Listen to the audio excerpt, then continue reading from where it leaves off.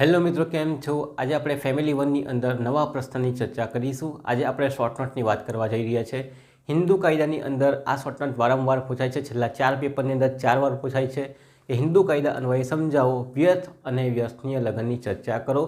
તો આજે આપણે એને જોવાનો પ્રયત્ન કરીશું. સૌથી પહેલે આપણે અહીંયા બંને શોર્ટ નોટ અલગ છે, તો બંનેની વાત આપણે અલગ અલગ કરવાની છે. પહેલે આપણે વ્યર્થ લગ્ન કોને કહેવામાં આવશે એની વાત કરીશું. ત્યાર પછી વ્યસનીય લગ્ન કોને કહેવામાં આવે એની વાત આપણે અલગ કરશું. ચાલો, તો વ્યર્થ લગ્ન કોને કહેવામાં આવે એના અંદર પાછા તમારે મુદ્દા બનાવવાના. કયા કયા મુદ્દા બનાવશું? પહેલાં તો વ્યર્થ લગ્ન કોને કહેવામાં આવે તેના અર્થની વાત કરીશું. ત્યાર પછી વ્યર્થ લગ્ન માટેની આવશ્યક શરતો શું છે અને એની શું અસર થાય તે આપણે સમજાવીશું. એકાદ કેસ પણ આપણે લખી દેવાનું. પછી આપણે વ્યસનીય લગ્ન કોને કહેવામાં આવશે એનો અર્થ સમજાવશું, એની આવશ્યક શરત સમજાવશું, એકાદ કેસ સમજાવશું અને વ્યર્થ લગ્ન અને વ્યસનીય લગ્ન વચ્ચેનો તફાવત પણ આપણે સમજાવી દેવાનો. જો સમય બચે તો સમજાવવાનો, અધરવાઇઝ એને સ્કીપ કરી દેવાનો રહે છે. કારણ કે આ શોર્ટ નોટ એક જ સાથે પૂછાય છે, અલગ અલગ પૂછાતી નથી, એટલે આપણે એકમાં લખી શકીએ છીએ. તો સૌથી પહેલાં અર્થ આપીશું. સેક્શન નંબર 11ની અંદર કઈ? તો હિન્દુ કાયદો 1955ની અંદર સેક્શન નંબર 11ની અંદર વ્યર્થ લગ્નની વાત કરવામાં આવેલી છે. વ્યર્થ લગ્ન કોને કહેવામાં આવે તો આપણે એ સમજાવીશું કે જે લગ્ન શરૂઆતથી જ રદ બાતલ છે, એટલે કે જે રદ જ છે ઓલરેડી, જેનું કાયદાકીય કોઈ અસ્તિત્વ નથી, એવા લગ્નને શું કહેવામાં આવે તો વ્યર્થ લગ્ન તરીકે ઓળખવામાં આવે. જ્યારે આપણે જે હિન્દુ લગ્નની જે શરતો છે એનું ભંગ કરીને જો લગ્ન કરેલા હોય તો એવા લગ્નને શું કહેવામાં આવશે? વ્યર્થ લગ્ન તરીકે ઓળખવામાં આવશે. દાખલા તરીકે આપણે ઓલરેડી મેરિડ હોય, હિન્દુ કાયદાની અંદર પહેલી શરત છે કે એક જ પત્ની રાખી શકાય, અને બીજા લગ્ન આપણે કરતા હોય તો એ પછી કેવા થઈ જાય? વ્યર્થ લગ્ન તરીકે ઓળખવામાં આવે, વ્યર્થ થઈ જાય. તો જે લગ્ન શરૂઆતથી જ રદ બાતલ હોય, જેનું કોઈ જ અસ્તિત્વ માનવામાં આવતું ન હોય, અદાલતના હુકમનામાની જરૂર પણ ના હોય અને અદાલત તેને વ્યર્થ જાહેર કરી તો એ વ્યર્થ લગ્ન બની જતા હોય, એને વ્યર્થ લગ્ન તરીકે ઓળખવામાં આવે છે. તો હિન્દુ કાયદાની જે આવશ્યક શરતો છે સેક્શન નંબર 5ની અંદર આપણને આપવામાં આવેલી છે, એ આવશ્યક શરતનો ભંગ થાય એમાં પાછું ડિસ્ક્રાઇબ કરેલી છે કે કઈ કઈ આવશ્યક શરત. સેક્શન નંબર 1, 2 અને 4ની વાત કરેલી છે સેક્શન નંબર 5ની અંદર. તો કયા કયા છે એની વાત કરીએ તો લખીએ. હિન્દુ લગ્ન ધારો 1955ની કલમ નંબર 5માં જણાવેલ શરતોનો જો ભંગ કરવામાં આવે તો એ લગ્ન વ્યર્થ લગ્ન તરીકે ઓળખવામાં આવે છે. કઈ કઈ શરતોની વાત છે? તો પહેલી વાત કરેલી છે એક પતિ અથવા એક પત્નીત્વ, મીન્સ કે કોઈ પણ પક્ષકારનો પહેલો પતિ કે પત્ની હયાત હોવો જોઈએ નહીં, બરાબર, તેની વાત છે. એટલે કે એક જ લગ્ન કરી શકાય છે, તો એની વાત છે. એક પતિ અથવા એક પત્નીત્વનો નિયમનો ભંગ કરેલો હોય તો આ લગ્ન વ્યર્થ થઈ જાય છે. હા, પણ પત્ની ઓફ થઈ ગઈ હોય, અવસાન થઈ ગયું તો પછી વ્યર્થ થતા નથી. બીજી વાત છે પક્ષકારો કેવા હોય? શારીરિક રીતે અથવા માનસિક રીતે અસ્વસ્થ હોય, બરાબર, ને પાગલ અથવા ગાંડપણ હેઠળ હોય તો એ પણ કેવા બની જાય છે? કોઈ છુપાવીને લગ્ન કરે, ગાંડો હોય, કહેતા નહીં હોય, પછાડીથી ખબર પડે કે ગાંડો છે એમ, તો એ પણ શું છે? પક્ષકારો માનસિક અને શારીરિક રીતે સ્વસ્થ ન હોય તો પણ વ્યર્થ લગ્ન તરીકે પરિણમે છે. ત્રીજી વાત કરેલી છે કે સંપીડ પેઢીની અંદર આવતા હોય, રીતિ રિવાજની અંદર લગ્ન કરવાની પરવાનગી ન હોય અને સંપીડ પેઢીની અંદર આવતા હોય, જેની મેં વાત કરેલી કે મામા અથવા મામીની છોકરી હોય, બરાબર, અથવા તો બહેન હોય, માતા હોય, એવા સંપીડ સંબંધમાં આવતા હોય અને રીતિ રિવાજ હેઠળ પરવાનગી આપેલી ન હોય તેવા સંજોગોની અંદર પણ શું થઈ જાય? તો લગ્ન વ્યર્થ બની જાય છે. તો આ જે 3 સંજોગો આપેલા છે કયા કયા? હિન્દુ કાયદાની કલમ 5ની અંદર પેલું એક પત્નીત્વ, બરાબર. બીજી વાત છે પક્ષકારો માનસિક રીતે અને શારીરિક રીતે સ્વસ્થ ન હોય અથવા તો અસ્વસ્થ હોય, ગાંડા હોય, ગાંડપણ હેઠળ હોય, અથવા તો પક્ષકારો સંપીડ પેઢીની અંદર આવતા હોય, માતા પિતા અથવા તો રીતિ રિવાજની અંદર એવું લગ્ન કરવાની પરવાનગી ન હોય, એ શરતોનો ભંગ કરેલો હોય તો લગ્ન શું થશે? વ્યર્થ તરીકે ઓળખવામાં આવશે. તો આવા લગ્નને વ્યર્થ લગ્ન તરીકે ઓળખવામાં આવે છે. ઓકે, જેની અંદર અદાલતમાં જઈને આપણે વ્યર્થ ઠરાવી શકીએ જો કોઈને વાંધો વચકો હોય. જો કોઈને વાંધો વચકો ન હોય તો પછી એ વ્યર્થ બની જતા હોય ઓટોમેટિકલી, કંઈ સાબિત કરવાની જરૂર રહેતી નથી. પણ ઘણી વખત કહીએ ને કે ભાઈ મારા લગ્ન તો નથી થયા, સાબિત કરવા પડે ત્યારે આપણે અદાલતમાં જવું પડે, પછી અદાલત જે ડિસિઝન આપે તે. પણ આ બધી બાબતોને વ્યર્થ લગ્ન તરીકે ઓળખવામાં આવે છે. ઓકે, જેની કોઈ અસ્તિત્વ માનવામાં આવતું નથી. તો આ શરતનું ભંગ થવું જોઈએ, શરતનું ભંગ થાય તો જ વ્યર્થ બને છે. ચાલો, હવે આવશ્યક શરતની વાત કરીએ. સૌથી પહેલે કે વ્યર્થ લગ્ન સાબિત કરવા હોય તો એની આવશ્યક શરત શું છે? પહેલી શરત છે કે કાયદો લાગુ પડે ત્યારબાદ આવું થયેલું હોવું જોઈએ. કાયદો આપણો ક્યારે લાગુ પડે છે? 1955ની અંદર આ કાયદા હોય એ પછી આવું બનેલું હોય, એ પહેલાં કોઈના લગ્ન થયેલા હોય ને આવું બનેલું હોય તો પછી એ વ્યર્થ લગ્ન નથી, બરાબર. આ શરતોનો ભંગ ક્યાં થાય? શરતો લાગુ પડે પછી જ થાય. એટલે શરતો લાગેલી હોય છે, મીન્સ કે કાયદો અમલમાં આવ્યા બાદ આ શરતને પાલન કરાવી શકાય. હવે તો આપણે 2024માં છે તો કેટલા વર્ષે કે 74 વર્ષ થઈ ગયા છે, એટલે એ બાબતનું કંઈ આપણને વધારે પડતું લાગતું નથી, બરાબર, કાયદો અમલમાં જ છે. બીજી વાત કરીએ, કલમ 5 અન્વયે શરતોનો ભંગ કરેલો હોવો જોઈએ. કઈ શરતનો? તો 3 શરત છે. એમ તો બહુ બધી શરત અંદર આપેલી છે, પણ અહીં 3 શરતની વાત કરેલી છે. પહેલી, જીવનસાથી હયાત હોવો જોઈએ નહીં, એટલે કે એક પતિત્વ એ પતિત્વનો નિયમ હોય.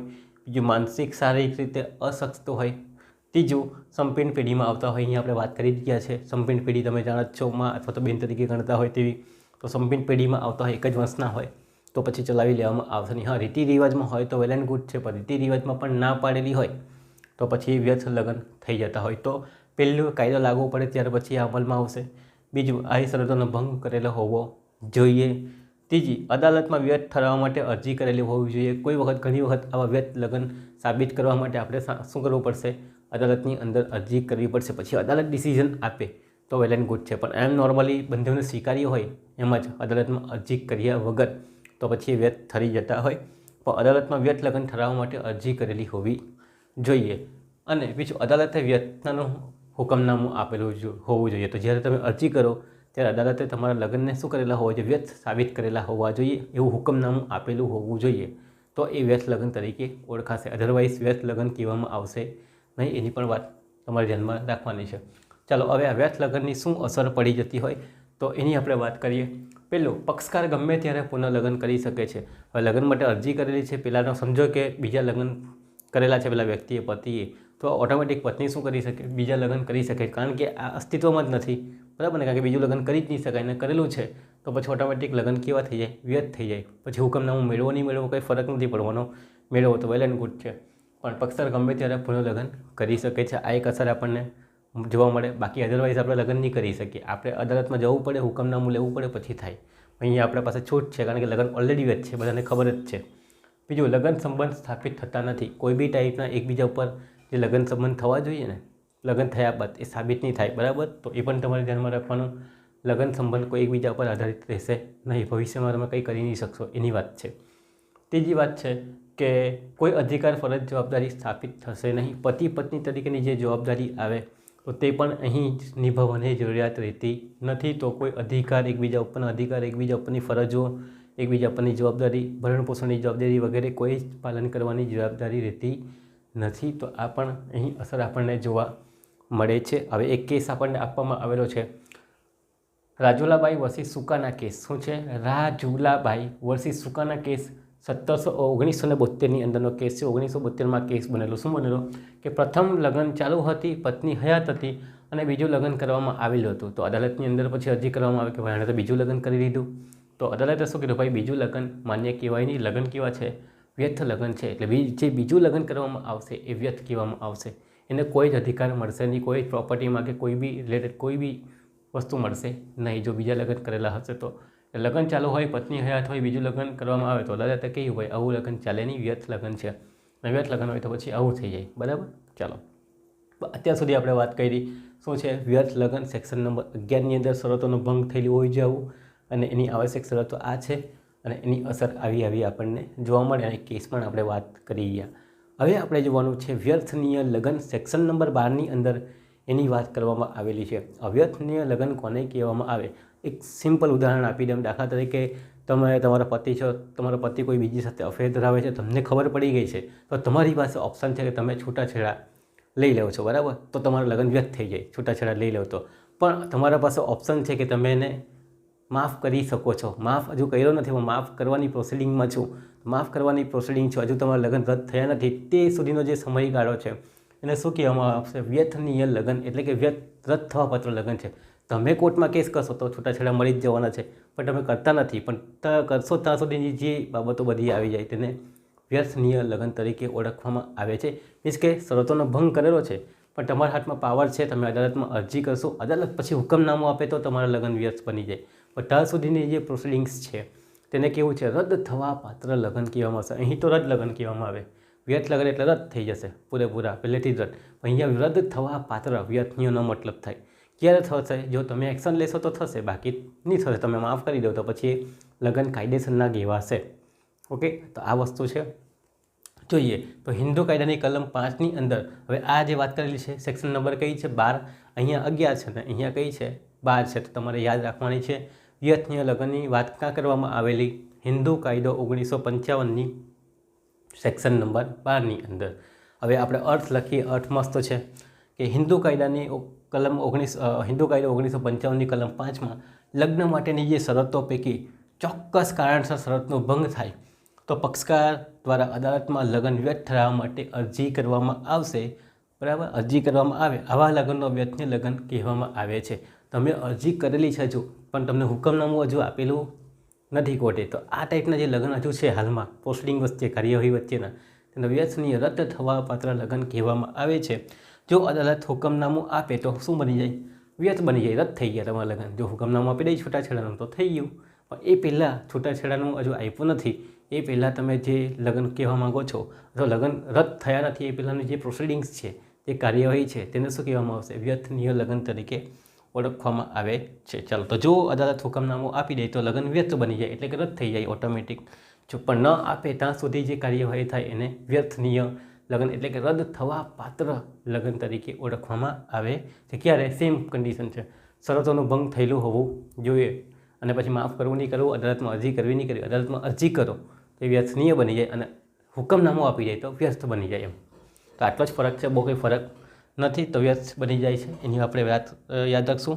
ચાલો, જ્યાં સુધી કેસ ચાલે છે તેને વ્યર્થનીય લગ્ન એટલે કે રદ થવા પાત્ર લગ્ન કહેવામાં આવે. જ્યાં સુધી કેસ ચાલશે ત્યાં સુધી એ જે કાર્યવાહી એવા લગ્નને શું કહેવામાં આવશે? વ્યર્થનીય લગ્ન. હા, પણ જેવી કાર્યવાહી પતી જાય એટલે કે હુકમનામું આપી દે એટલે શું થઈ જાય? વ્યર્થ બની જાય. એટલે કે આવા લગ્ન રદ થવા પાત્ર લગ્ન અને રદ થયેલા લગ્ન એવું થઈ જાય. ઓકે, તો આ રદ થવા પાત્ર લગ્ન છે અને આ રદ થયેલા લગ્ન છે. એના માટે હુકમનામું આપેલું હોવું જોઈએ. જ્યાં સુધી હુકમનામું ન થાય ત્યાં સુધી લગ્ન કાયદેસરના કહેવાય. હવે લગ્ન કેવા છે? કાયદેસરના જ છે. ત્યાં સુધી જ્યાં સુધી અદાલત ચોક્કસ પ્રકારનું હુકમનામું ન આપી દે, જજ ચોક્કસ પ્રકારનું હુકમ ન આપી દે ત્યાં સુધી એ શું કહેવાશે? તો ત્યાં સુધી એ લગ્ન કાયદેસરના જ છે એમ કહેવાશે, ભલેને શરતનું ભંગ થયેલું છે. ઓકે, તો આ વાત તમારે ધ્યાનમાં રાખવાની. ચાલો, તો જે પ્રોસિડિંગ્સ છે તેને વ્યર્થનીય લગ્ન તરીકે ઓળખવામાં આવે, રદ થવા પાત્ર લગ્ન એવું કહેવામાં આવે છે. હવે એની કાયદેસરની શરત જે અહીંયા શરત આવશે તે જ અહીંયા શરત આવશે, બહુ કંઈ ચેન્જીસ નહીં આવશે. તો પહેલી શરત છે ચોક્કસ કારણ હોવા જોઈએ. તો સેક્શન નંબર 5 કઈ હિન્દુ કાયદાની જે કાયદેસરની શરત છે સેક્શન નંબર 5ની અંદર જે શરતોનું ઉલ્લંઘન થયેલું હોવું જોઈએ એવું ચોક્કસ કારણ હોવું જોઈએ. તો પહેલી વાત છે પતિ નપુંસક હોવો જોઈએ. બરાબર, એ ક્યારે ખબર પડે? લગ્ન થઈ જાય પછી જ ખબર પડે. અને પછી પત્નીને ખબર પડે કે આ તો નપુંસક છે તો પછી અરજી કરશે અદાલતમાં. બરાબર, પછી એ લગ્ન રદ થઈ જાય ઓટોમેટિક. આ તો પહેલેથી નપુંસક હતો પણ મને કીધેલું નહીં. પછી બીજું, શારીરિક માનસિક અશક્ત હોય. આપણી બીજી સેક્શનની વાત આવે, બીજા મુદ્દાની વાત આવે કે શારીરિક રીતે માનસિક રીતે કેવો હોવો જોઈએ? સક્ષમ હોવો જોઈએ. એ સક્ષમ નથી તો પણ પછાડીથી ખબર પડે એટલે શું કરી શકે? વ્યર્થ લગ્ન ઠરાવવા માટે અરજી કરી શકે છે. પણ જે કાર્યવાહી ચાલશે એ વ્યર્થનીય લગ્ન કહેવાય. ત્રીજું, દાબ દબાણ હેઠળ લગ્ન કરવામાં આવેલું હશે. પત્નીનું જે અથવા તો પતિ અથવા પત્ની બંનેના લગ્ન કેવી રીતે કરવામાં આવેલા? દાબ દબાણ હેઠળ કરવા પડશે, નહીં તો પછી ખર્ચું કાપી નાખીશું આમ તેમ. બરાબર, દાબ દબાણ હેઠળ કરવામાં આવેલું હોય, પછી તે મા બાપ કરાવતા હોય કે કોઈ બીજી વ્યક્તિ કરાવતું હોય તો એ લગ્ન હોય. ચોથું, લગ્ન વખતે પત્ની ગર્ભવતી હોય પણ બીજા પુરુષ દ્વારા ગર્ભવતી થયેલી હોય, સગર્ભા તરીકે ઓળખવામાં આવે. તો લગ્ન વખતે પત્ની ગર્ભવતી હોય પણ બીજા પુરુષ દ્વારા ગર્ભવતી બનાવવામાં આવેલી હોય અને પછી પતિને ખબર પડે કે પત્ની તો ગર્ભવતી, મેં તો કંઈ હજુ કર્યું જ નથી. તો એવા સંજોગોની અંદરમાં પતિ શું કરશે? અરજી કરશે લગ્નને વ્યર્થ ઠરાવવા માટે. હા, પણ પતિ કહી દે કે ભાઈ મને કબૂલ છે, વાંધો નથી, તો પછી કંઈ વાંધો નહીં આવે. બરાબર, આવું છે. તો આ વાત છે કે ચોક્કસ પ્રકારની શું હોવી જોઈએ? કારણ હોવું જોઈએ લગ્ન વ્યર્થ ઠરાવવા માટેનું, તો વ્યર્થનીય લગ્નની કાર્યવાહી કરી શકાય. બીજું, લગ્ન તારીખથી 1 વર્ષમાં કોર્ટને અરજી કરવાની. ચોક્કસ પ્રકારનું કારણ મળે બરાબર તમને, તો 1 વર્ષની અંદર, લગ્નની તારીખથી 1 વર્ષની અંદર, પછી તો છૂટાછેડા જ મળશે. તો લગ્નની તારીખથી 1 વર્ષની અંદર કોર્ટમાં અરજી કરેલી હોવી જોઈએ લગ્નને વ્યર્થ ઠરાવવા માટે, મીન્સ કે આ ટાઈપના કરવા માટે. ઓકે. બીજું, અદાલત અરજી સ્વીકારે અને હુકમનામું આપે તો લગ્ન શું થઈ જાય? વ્યર્થ થઈ. જ્યાં સુધી લગ્ન રદ થવા પાત્ર અથવા તો વ્યર્થનીય લગ્ન કહેવામાં આવશે. શરતોનો ભંગ તો થયેલો જ છે, તમને પણ ખ્યાલ છે. પણ અરજી કરવી પડશે ક્યાં? અદાલતને. અદાલત પછી ફાઇનલ હુકમનામું આપે પછી જ આપણા લગ્ન રદ થાય. ત્યાં સુધી તો થાય નહીં, પણ ત્યાં સુધી જે કાર્યવાહી થઈ ત્યાં સુધીના જે લગ્ન કહેવાશે એ લગ્ન કેવા કહેવાશે? વ્યર્થનીય લગ્ન, રદ થવા પાત્ર લગ્ન કહેવામાં આવશે. પછી ચોક્કસ પ્રકારનું હુકમનામું આપશે અદાલત કે ભાઈ આ તમારા લગ્ન બરાબર જ છે, રદ થવા પાત્ર નથી, એમ તો વ્યર્થ થતા નથી. ઓકે, તો આ છે. તો અદાલત અરજી સ્વીકારે પછી જે હુકમનામું આપે તે ફાઇનલ રહે છે. તો આ તમારે યાદ રાખવાનું છે આવશ્યક શરતની અંદર. 2 જેટલી આવશ્યક શરત છે કારણોની અને એની તે તમને યાદ હોવી જોઈએ. હવે કેસની વાત કરી દઈએ. ડી રાજુ વર્સિસ જાનકી 1979નો કેસ છે. અહીંયા રાજુલાની વાત કરી, અહીંયા રાજુની વાત કરી એટલે તમને યાદ રહી. તો ડી રાજુ વર્સિસ જાનકી 1979નો કેસ છે, એની વાત કરીએ. પત્ની અન્ય પુરુષ મારફત લગ્ન સમયે સગર્ભા હોવાનું પુરવાર થયું. પતિને લાગ્યું કે ભાઈ મેં તો કંઈ કર્યું નથી, તો આ સગર્ભા થઈ કેવી રીતે, ગર્ભવતી થઈ ગઈ છે. તો એને ચેકિંગ કરાવેલી હશે. ચેકિંગ કરાવવામાં શું મળ્યું કે ભાઈ એ કોઈ બીજા પુરુષ, અન્ય કોઈ પણ પુરુષ સાથે સગર્ભા બનેલી હશે અથવા ગર્ભવતી બનેલી હશે. તો તેવા સંજોગોની અંદર આવું પુરવાર થયું, સાબિત થયું કે ભાઈ એ પતિ દ્વારા નથી, કોઈ બીજા દ્વારા હશે. તો એવા સંજોગોની અંદર અદાલતે લગ્નને વ્યર્થનીય લગ્ન ગણેલા છે. એટલે કે આ ટાઈપનું લગ્ન ગણેલા છે. પણ ત્યાં સુધી કેવા છે, વ્યર્થનીય લગ્ન બની જતા હોય.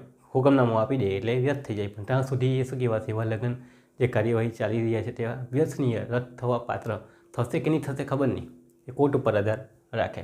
તો ડી રાજુ અને જાનકીના કેસની અંદર આ વાત છે. ચાલો, તો અત્યારે વ્યર્થ લગ્નની વાત કરી ગયા સેક્શન નંબર 11ની અંદર. પછી આપણે વ્યર્થનીય લગ્નની વાત કરી ગયા સેક્શન નંબર 12ની અંદર. આટલું આપણે લખવાનું બહુ થઈ ગયું, પછી લખવાની કોઈ જરૂરિયાત નથી, કારણ કે ટૂંકનોંધ છે તો ટૂંકનોંધની જેમ લખવી પડે. હવે થોડા કોન્સેપ્ટ પણ સમજી લઈએ. વ્યર્થ લગ્ન અને વ્યર્થનીય લગ્નનો તફાવત આપણે જોઈ લઈએ. ભાઈ છે, લખવો તો લખજો, નહીં તો કંઈ વાંધો નથી. કાયદાની નજરમાં લગ્ન જ નથી. વ્યર્થ લગ્ન કેવા છે, કાયદાની નજરમાં લગ્ન નથી, કારણ કે શરતોનું ભંગ જ થયેલું છે. શરતોનો ભંગ થયેલો હોય તો લગ્ન કહેવાય જ નહીં. અહીંયા જ્યાં સુધી અદાલત રદ ન કરે ત્યાં સુધી કાયદેસર કહેવાશે. લગ્ન થઈ ગયા છે પછી તમારે શું કરવું પડશે, અદાલતમાં જવું પડશે એને વ્યર્થ ઠરાવવા માટે. અને અદાલત જે કહે તે ફાઇનલ, અદાલત રદ કરે તો પછી રદ ન થાય તો પછી કાયદેસર કહેવાશે. તો એ વાત તમારે અહીં લખવાની રહે છે.